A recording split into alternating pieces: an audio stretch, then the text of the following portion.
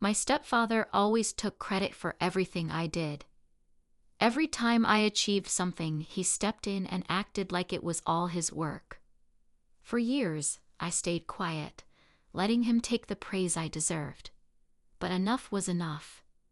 I worked hard, put in the effort, and yet, he kept stealing my spotlight. I couldn't stand it anymore. I was done being overlooked, done being the silent one. This time I decided to take back what was rightfully mine. I knew it wouldn't be easy, but I was ready to fight. I started showing everyone the truth, what he did, and what I had really accomplished. As I slowly exposed the lies, the truth came to light. He didn't expect me to fight back, but I was done letting him take credit for my hard work. He would never steal from me again. My name is Zarina, and for as long as I can remember, I've worked tirelessly to carve out a life for myself. A life that I could be proud of. As a child, my family was my world, and when my stepfather, Samuel, entered the picture, I believed he was the missing piece that would complete our perfect family. He was everything I thought I needed, charismatic, supportive, and always there when I needed a shoulder to lean on. But what I didn't see coming was the dark truth behind his polished exterior, the betrayal that would change my life forever. I dreamed of becoming an architect, of creating designs that would leave a lasting impact. Every long night spent perfecting plans, every sacrifice I made, was with the hope that one day I would stand in the spotlight, owning my success. But somewhere along the way, Samuel began to slip into the spotlight instead. Slowly, almost imperceptibly at first, he started taking credit for my work, my designs, my ideas, my achievements. At first, I kept quiet, thinking it was just a misunderstanding, that things would eventually sort themselves out. But they didn't. The more I watched him bask in praise for my hard work, the more it tore me apart. It wasn't just the theft of my ideas. It was the way he effortlessly turned my dreams into his own. My family, including my father, had no idea. To them, Samuel was still the perfect man, supportive, loving, and capable of anything. But I knew the truth. This wasn't just a stolen idea. It was the beginning of something much bigger, something darker. My anger began to grow, and I realized something. If I didn't take back what was mine, I would be invisible forever. No more silence, no more hiding. Samuel would soon find out that taking credit for what I've built is a mistake he'll regret. Because when I take back what's rightfully mine, nothing will stand in my way. Not even the man who thought he could take everything from me without facing the consequences. Growing up, my father was always the pillar I leaned on, and our bond was unbreakable. I could talk to him about anything, my dreams, my struggles, and even the little things that kept me awake at night. He was proud of me, always encouraging me to chase my ambitions. When Samuel came into our lives, my father's approval was all that mattered to me. He welcomed Samuel with open arms, convinced that he was the perfect addition to our family. I, too, started to see him as a mentor, a man who could guide me through the challenges ahead, especially in my career. In the beginning, everything felt so perfect. Samuel would tell me how proud he was of my designs, always offering advice on how to improve. I trusted him, saw him as someone who believed in my potential. Even though my father wasn't in the industry, he always made sure to support me in any way he could, attending the occasional gallery showing or listening to my stories about the latest projects I was working on. My mother, though more distant, was still a constant presence, encouraging me to follow my heart. There was a warmth in our home, a sense of safety, especially when I looked at Samuel and thought, he's the man who will help us all succeed. But then things began to change. The more Samuel praised me, the more he seemed to want to be involved in my work. I remember the first time he suggested, so casually, that we collaborate on a design for a major project. I was thrilled, until I began to realize how much of the credit he was taking. What was once a supportive gesture soon became manipulation, and I could see how easily he spun it to make everyone think he was the one responsible for my ideas. It wasn't just the stolen ideas. It was the way he made my father, my mother, and even my friends believe he was the genius behind it all. What hurt most was that I had trusted him. I had let him into my emotional world, shared my dreams and fears with him, and believed in the bond we had. But the betrayal stung deeper than any words could express. My father, still oblivious, continued to sing Samuel's praises, leaving me to question everything I had known. As I struggled in silence, the people I loved became the very ones who helped perpetuate the lies Samuel had created. The pain wasn't just the theft of my ideas. It was the loss of trust, the destruction of the one thing I thought was untouchable, my family. The moment of betrayal came quietly, like a slow, inevitable storm. I was sitting in my office, going over the final touches of a design for a new project. A project that had taken me months to perfect. I had poured every ounce of myself into it, staying up late nights, sacrificing time with friends, and ignoring my own well-being. It was to be my big break, the one that would finally place me on the map as an architect to watch. The day I had been waiting for was just around the corner. The presentation to the investors. But that morning, everything changed. Samuel called me into the living room, a look of triumph in his eyes. He handed me a thick envelope, and when I opened it, my heart sank. There, on the first page of the proposal, was my design. My vision, my work, detailed, flawless, but with Samuel's name at the top. My breath caught in my throat as the world seemed to spin around me. The words I had been waiting to hear from the investors were now tainted by the sickening realization that Samuel had stolen everything from me. "How could you do this?" I whispered, struggling to control the tears that threatened to spill. My voice cracked as I looked at him, not sure whether I was more heartbroken or enraged. Samuel's smile faltered for a moment, but only a moment. He shrugged, as if it were no big deal. "You know how it is, Zarina. We're a team, right? Your ideas, my guidance, together, will make it big. You wouldn't be here without me." His words were smooth, calculated, but I could hear the undercurrent of arrogance beneath them. He had made it so seamless, so effortless. He had become the face of everything I had worked for, and I had become nothing but an afterthought. I wanted to scream, to fight back, but the anger that boiled within me was quickly replaced by a crushing sense of betrayal. Samuel wasn't just taking credit for my work. He was taking my dreams, my future, my identity. I had trusted him like a father, shared my fears and ambitions with him, and this was how he repaid me. The man who was supposed to guide me had instead stolen my essence, claiming it as his own. "I worked for this, Samuel. I did." I choked out, my fists clenched at my sides.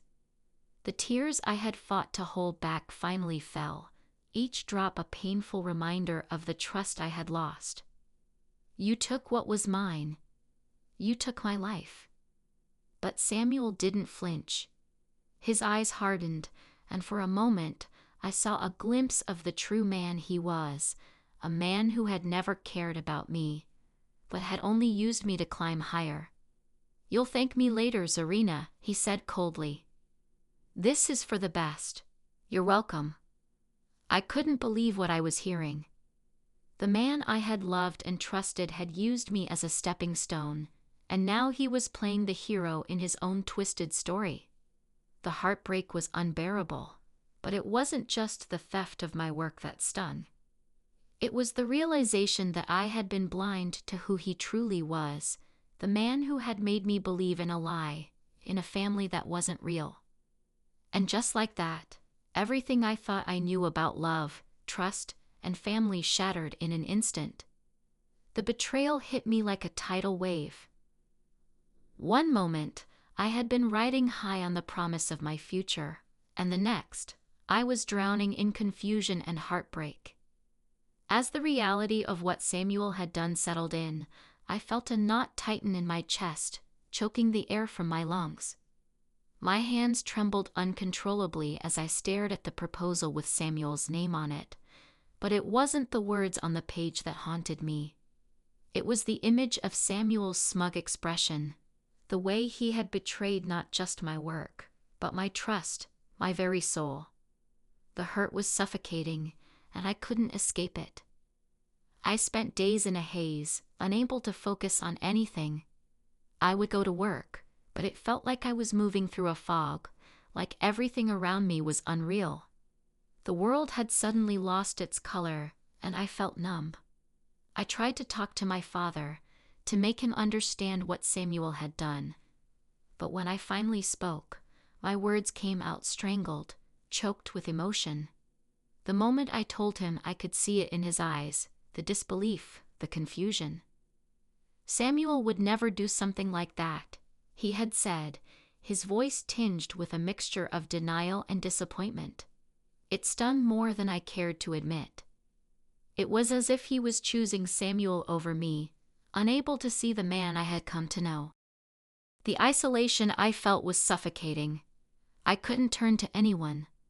My friends, who had always been supportive, didn't know how to help me. They couldn't understand the depth of the betrayal. My father, despite his love, couldn't comprehend the pain I was in. And Samuel? He had already moved on, slipping further into the spotlight, accepting congratulations for my work as if it were his own. I felt small, invisible, as though everything I had built had been stolen from me and turned into nothing more than a footnote in Samuel's rise to success. The hardest part was the internal battle that raged within me. Part of me wanted to forgive him, to pretend nothing had happened and move on. Maybe it was the part of me that still craved the family I thought I had, the part of me that still wanted to believe in the goodness of people, even after everything. But the other part of me, the part that was raw with anger and hurt, wanted to make him pay. I wanted to show him that he couldn't take my future from me without facing consequences. The idea of revenge gnawed at me, feeding off my pain and giving me purpose in the chaos. It was in this turmoil that I found myself at a small cafe one afternoon, sipping coffee with my best friend Mia. Mia had always been the one to listen, the one who could cut through my walls and make me think. She watched me for a long time, seeing the weariness in my eyes before she spoke, her voice soft but firm. "Zarina, I know this hurts, but you can't let him take everything from you. He's already stolen your work, your dreams, but don't let him steal your peace too. You're stronger than this." Her words hit me like a cold splash of water. For the first time in days, I felt the weight of my own strength. Mia wasn't asking me to forget what Samuel had done. She was telling me to take back what he had stolen from me, not through revenge, but through reclaiming my power. It wasn't about letting him get away with it. It was about showing the world, and myself, that I could rise above it, that I could build something even bigger than he could ever take credit for. The idea of revenge still lingered in the back of my mind, whispering promises of satisfaction, of making Samuel feel the same pain he had caused me. But as I sat there, looking into Maya's eyes, something shifted within me. I realized that revenge wouldn't heal the hole in my heart, nor would it fix the broken trust. What I needed was something more powerful. The strength to take control of my own story, to redefine my future, and to rise from the ashes of betrayal stronger than ever before. As I walked out of the cafe that afternoon, I made a decision. It was time to stop being the victim. It was time to take back what was mine, not through petty revenge, but by creating something so undeniable, so extraordinary, that Samuel would never again be able to claim credit for it. My journey wasn't over, it was only just beginning. And this time, I would be the one to write my own story. As the days passed, the initial waves of heartbreak began to ebb away, replaced by a cold, hard resolve. I had spent so much time drowning in my emotions, allowing Samuel's betrayal to cloud my mind. But now it was time to stop reacting and start strategizing. No longer would I be the victim in this story. I would be the architect of my own comeback. I would make Samuel feel every ounce of the hurt he had caused, but on my terms. This time the world would know the truth. The plan began to form in my mind, slowly at first, like a puzzle that needed careful pieces to fit together. I wasn't going to take the usual route of simple retribution. No, my revenge would be elegant, intricate, and precise. Samuel had taken credit for my work, but he had also manipulated the people around him, using his charm to disguise his deceit. He had made me look small, overshadowed me in every way. But now I would use his own arrogance against him. I knew the first step was to expose the lies. Samuel had built his reputation on lies, but no one had ever questioned him, until now. I would dig into his past, uncovering the secrets he'd carefully hidden. There were whispers, half-truths, things people had always known but never said out loud. My first obstacle was not just gathering evidence, but finding the right way to present it without making myself look bitter. I couldn't allow Samuel to twist the story. I had to make it airtight. The fact that his reputation was built on fragile lies was a fact I was going to exploit. But Samuel wasn't my only target. There was my stepfather too, who had stood by Samuel's side when I needed him most. Samuel had his back, but my stepfather had been the one who had quietly dismissed my achievements, leaving me to fight for validation on my own. I knew that bringing him into the equation wouldn't be easy. He had power, influence, and a network of people who owed him favors. My challenge was twofold: expose the way he had used me for his own advancement, and make sure he had no way to retaliate. I couldn't rely on anyone. Not even Mia, who had been supportive, could fully understand the weight of what I was about to do. I needed to be meticulous, strategic. There were moments when doubt crept in, when I wondered if it would be worth the risk. What if Samuel and my stepfather turned the tables? What if everything I planned fell apart? The last thing I wanted was to come across as desperate or vindictive, but I knew one thing for sure: I couldn't let them get away with it. As the plan took shape, I started to see the bigger picture. It was more than just exposing Samuel for who he truly was. It was about showing him, and the world, that no one could take what was mine without facing the consequences. I would take back what he had stolen from me. Not just my work, but my dignity, my voice. Samuel was the king of this game, but it was time for his throne to be toppled. But even as I prepared, I couldn't shake the nagging feeling that everything might fall apart. Each move I made, each piece of information I uncovered, felt like a delicate balance. If I was too aggressive, I risked making myself a target. If I waited too long, Samuel might slip away again, unscathed. The tension was palpable, and every small victory felt like a fleeting moment of relief before the next challenge. In those moments of uncertainty, I realized something powerful. My revenge wasn't just about Samuel or my stepfather. It was about me, about reclaiming my power, my voice, and my sense of self. I wasn't just fighting for validation anymore. I was fighting for my freedom.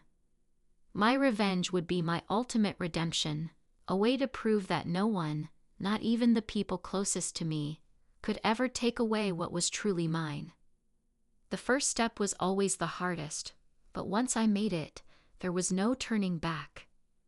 I started small, slipping the first piece of evidence where it would do the most damage. Samuel thought he had it all figured out, but I could see his overconfidence now, his arrogance. He'd never suspected that I would dig so deeply into his past, but I knew his every move. My first act was subtle, leaking confidential emails, carefully selecting the ones that would expose his duplicity without revealing my hand. I watched as the ripples began, a few whispers in the office, a glance here and there. Samuel's carefully curated image was starting to crack. The second part was more complex, taking down my stepfather. He had always seen me as a pawn, a means to an end, and I had to make him feel the weight of his own betrayal. The information I had gathered about him was explosive, enough to ruin his reputation if it ever got out. The key was timing. If I pushed too soon, I risked drawing attention. If I waited too long, it would lose its impact. But as I watched the web I'd woven start to tighten around both of them, I couldn't help but feel a sense of satisfaction. They thought they had won, that they had manipulated me into silence. But I was playing a game that was bigger than either of them could imagine. There were moments when the tension nearly cracked. One slip up, one person who could link the dots, and everything could come crumbling down. Mia, who had always been my rock, started to notice the change in me. She knew something was off, but she didn't understand. I saw her doubt in her eyes, and for a moment, I questioned everything. Was I doing the right thing? But the moment passed, and I knew there was no turning back now. Samuel and my stepfather had made their choices, and now I was making mine. As Samuel began to feel the heat, I could see the cracks in his confidence. He tried to cover his tracks, but it was too late. I had already laid the groundwork, and his downfall was inevitable. The pressure began to mount on him, his deals falling apart, his reputation slipping. I watched from the sidelines, a sense of grim satisfaction washing over me. The man who had stolen my work, taken everything from me, was finally paying the price. But there was a cost to all of this. I could feel it in the pit of my stomach, a constant knot of guilt gnawing at me. As I watched my enemies fall, part of me reveled in it. But another part of me felt the weight of what I had become. I had turned into the very person I once feared, the one who used manipulation and cunning to get what she wanted. It was a fine line between justice and revenge, and I wasn't sure where I stood anymore. The final blow came when I revealed everything. Samuel's manipulations, my stepfather's deceit. I watched as their world shattered, their faces stricken with disbelief as the truth came pouring out. The moment felt surreal, almost anticlimactic, as if the weight of the revenge I had carried for so long had finally been lifted. But as they faced the consequences, I realized something important. Revenge didn't heal the wounds it caused. It didn't erase the pain. It simply changed who I had become. The cost of my revenge was far greater than I had anticipated, but as I watched Samuel and my stepfather crumble, I knew one thing for sure. No one would ever take what was mine again. And in that moment, I had reclaimed more than just my career. I had reclaimed my soul. The moment I had been waiting for finally arrived. I stood in front of Samuel's sleek office door, my heart pounding, a storm of emotions threatening to engulf me. My hand trembled slightly as I reached for the handle, but I had come too far to turn back now. Inside, Samuel was pacing, his arrogance now replaced by anxiety. He had no idea how close his downfall was. I stepped in, closing the door behind me with a quiet finality, and the room fell into an eerie silence. Samuel's eyes flickered with recognition and confusion. "What are you doing here?" he demanded, trying to mask his nervousness. But I could see the truth in his eyes. The walls he had so carefully built were starting to crumble. "I think you know why I'm here," I said, my voice steady, though my chest felt like it was about to explode. "You thought I'd stay quiet. You thought I wouldn't notice. But I did." I pulled the evidence from my bag: photos, emails, documents, each piece of proof that would expose the lies, the manipulations, and the years of stolen credit for my hard work.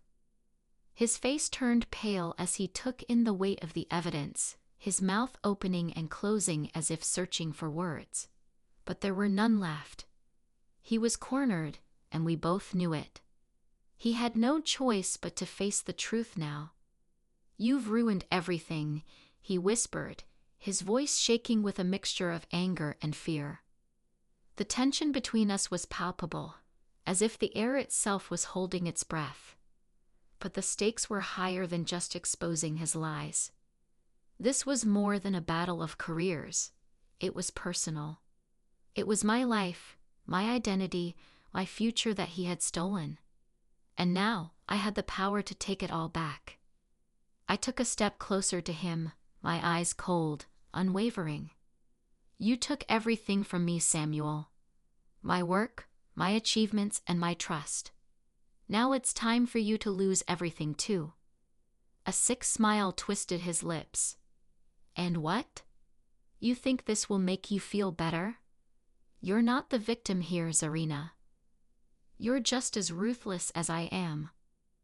For a brief moment, his words hit me harder than I cared to admit.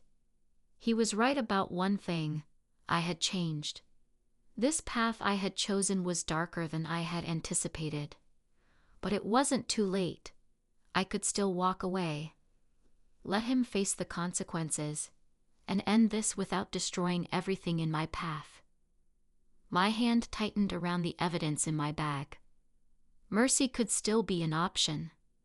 But then my stepfather's face flashed in my mind, the man who had called me nothing more than a pawn, the man who had abandoned me in favor of his own selfish ambitions. His betrayal had been the spark that ignited my need for revenge. Samuel had been his ally in this treacherous game. No mercy, no retreat. "I'm not like you, Samuel," I said, my voice hardening. "But I'm done being your victim." Without another word, I slammed the stack of documents on his desk. "This is your downfall. Take it." He scrambled to make excuses, to save himself, but there was nothing left to save. I could see the finality in his eyes as the truth seeped into his soul. His empire, built on lies, was crumbling around him, and there was no one left to protect him. This was the end. But as I stood there, watching him unravel, a strange calm washed over me. The satisfaction wasn't in the destruction, it was in the reclaiming of my power. In the knowledge that no matter what happened next, I had taken back what was rightfully mine.